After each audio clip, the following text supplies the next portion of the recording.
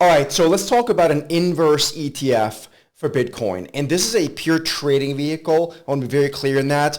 But I think it's an interesting tool to be aware of because, as I've been saying now for a couple of weeks, I think we're entering a unbelievable trading year in 2025. I, for one, have now for the past 2 weeks probably traded more over 2 weeks on an annualized basis than I have in 10 years.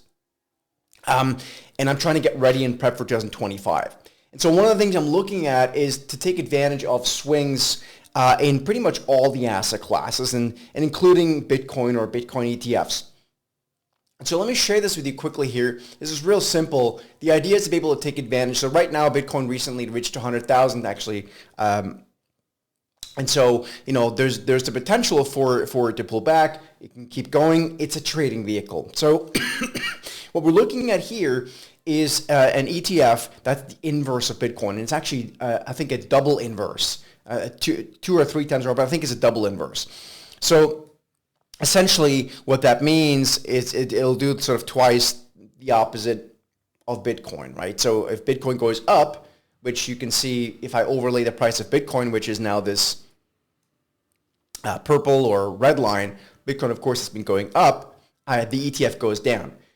So if I believe that Bitcoin might go down for a while or for a longer while, I mean, really, it's more of a trading vehicle, then I might want to buy this ETF.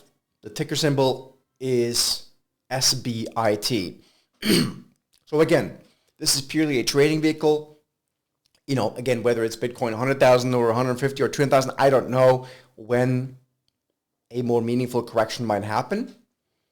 But I think this is an interesting tool for me from a hedging perspective, from a trading perspective. I could also short futures, of course, Bitcoin futures or Bitcoin micro futures.